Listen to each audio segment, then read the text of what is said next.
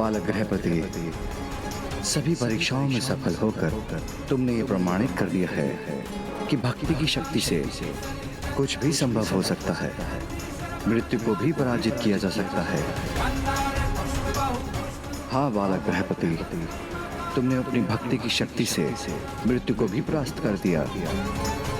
मैं तुम्हें अभयदान देता हूँ और घोषणा करता हूँ, अग्निदेव के श्राप के कारण तुम्हारी मृत्यु नहीं होगी।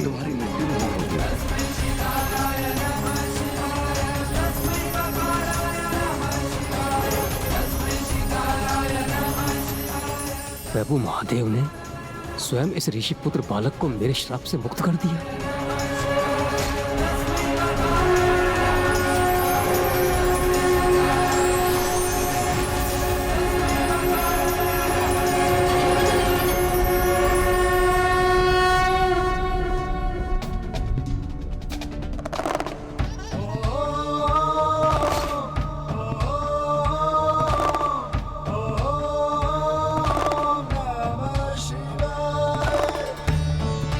तुम्हारे उदाहरण से संसार में सफलतापूर्वक जीवन बिताने का एक नवीन नियम स्थापित होगा कि प्रबल इच्छा शक्ति से और निष्ठा एवं श्रद्धा से प्रयास कर समस्त बाधाओं को दूर किया जा सकता है और किसी भी कार्य में सफलता प्राप्त की जा सकती है।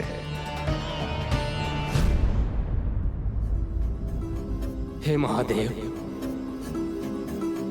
आपने मेरे श्राप से इस बालक को तो मुक्त कर दिया, किंतु अब मेरी गति क्या होगी? क्योंकि अब ताप के स्थान पर मैं शीतलता का विस्तार कर रहा हूं। इस प्रकार तो मेरा अस्तित्व ही मिट गया प्रभु। यह तो मेरा अंत का ही सूचक है, किंतु मेरा ऐसा क्या दोष था जिससे मुझे इतना कठोर दंड प्राप्त हो रहा है? और बालक गृहपति के पिता का क्या दोष था अग्निदेव, जिसको आपने शापित किया? हे अग्निदेव, मेरा तो एकमात्र आशय था कि मैं उस बालक और ग्राम को अनिष्ट से सुरक्षित रख सकूं। इसलिए मैं अपना धर्म निभाकर पुण्य कर्म कर रहा था। एक निर्दोष निर्भीक शिशु की रक्षा करने का ही तो धर्म निभाया था उन्होंने।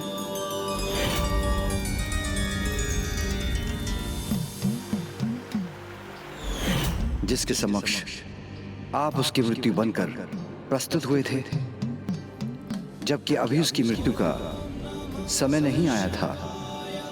और बालक गृहपति का क्या दोष था अग्निदेव, जिसकी मृत्यु आपने उसके जन्म के पूर्व ही निर्धारित कर दी? हे प्रभु, मुझे क्षमा करें, मैं अपने क्रोध पर नियंत्रण नहीं रख सका। नियंत्रण ही तो अनिवार्य है अग्निदेव, क्योंकि व्यवहार, शक्ति और जीवा पर जिसका नियंत्रण नहीं होता वह अनेकों भूल करता है और फिर उन्हीं भूलों के चक्र में उलझता चला जाता है। आपकी अग्नि के अनियंत्रण प्रकोप को नियंत्रण में लाने के लिए ही गृहपति का जन्म हुआ है। गृहपति के दृढ़ निश्चय और भक्ति की शक्ति के कारण ही अग्नि का ताप शीतलता में परिवर्तित हो गया। आप अपने स्वाभाविक व्यवहार को तभी प्राप्त कर सकेंगे जब आप अपनी अग्नि को नियंत्रण में रखेंगे, स्वयं कहीं उत्पन्न नहीं होंगे और स्वेच्छा से एक सीमा से अधिक अपना विस्तार कर संपूर्ण सृष्टि को प्रभावित नहीं करेंगे। मैं आपको वचन देता हूं प्रभु, मैं अपनी अग्नि को वहीं उत्पन्न करूंगा जहां मुझे प्रकट होने का अवसर दिया जाएगा, अन्यथा जहां मेरा आवाहन होगा और मेरा प्रभाव सदैव सीमित ही रहेगा।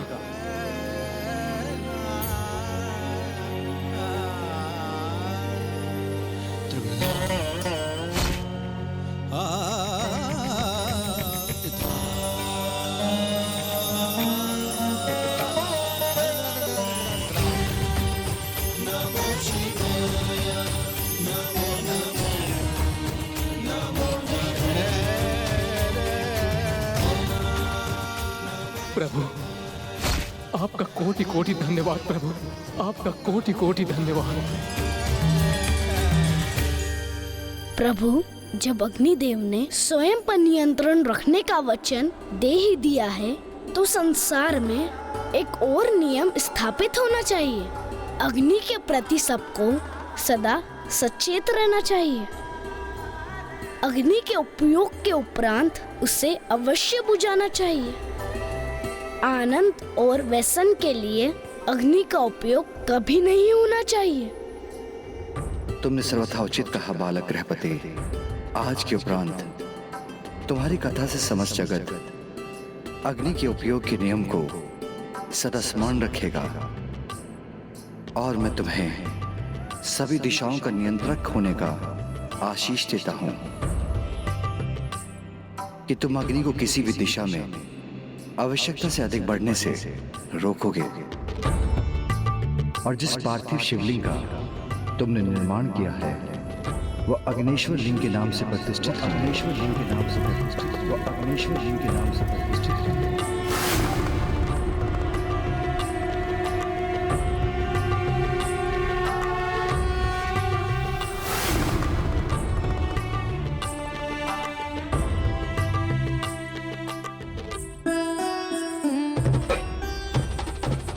और आने वाले समय में जो भी अग्नेश्वर लिंग की उपासना करेंगे उनका जीवन अग्नि अथवा अग्नि तत्व के किसी भी कुप्रभाव से सुरक्षित होगा।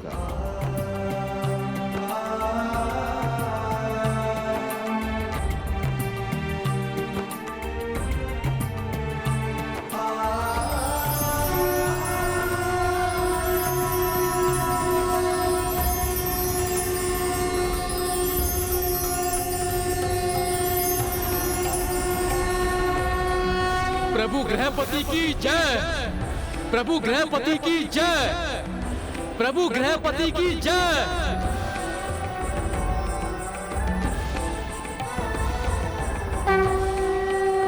हमें प्रभु महादेव के गृहपति अवतार से ये सीख प्राप्त होती है कि पूर्ण श्रद्धा और पूर्ण इच्छा शक्ति से कोई प्रयास किया जाए तो वो असंभव से भी संभव हो सकता है। हाँ गौरी पुत्र, यही थी प्रभु गृहपति की कथा, जिन्होंने अपनी भक्ति से उस अग्नि को भी शीतल होने पर विवश कर दिया और अपनी मृत्यु को टाल दिया। जय हो प्रभु गृहपति की। जब तक मैं प्रभु के गृहपति अवतार की कथा संपन्न नहीं कर देता तब तक आप समस्त प्रयास करते रहिए, किंतु मेरे पास इतना समय नहीं कि मैं उन्हें असफल होता देखता रहूं। मुझे दिवस के अंत तक लंका अवश्य पहुंचना है। प्रभु गृहपति की कथा भी पूर्ण होने वाली है। अब मेरे पास अधिक समय शेष नहीं है। कुछ भी हो जाए किंतु मैं प्रभु के आत्मलिंग को लंका नहीं जाने दे सकता। इसलिए मुझे अपनी शक्ति में वृद्धि कर लंकेश को रोकना ही होगा।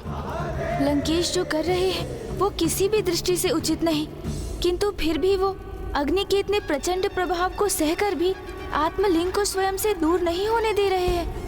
ऐसा कर वो भी प्रभु महादेव के प्रति अपनी अटूट भक्ति का ही उदाहरण प्रस्तुत कर रहे हैं। लंकेश की प्रभु भक्ति के समक्ष मुझे एक बार पुनः विवश होकर उनके लिए विघ्नहर्ता बनना ही पड़ेगा।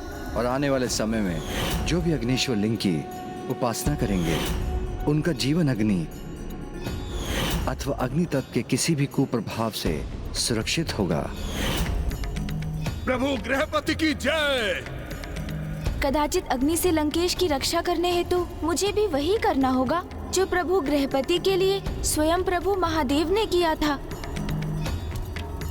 हे अग्निदेव, कृपया शीतल होकर लंकेश के कष्ट को क्षीण करें।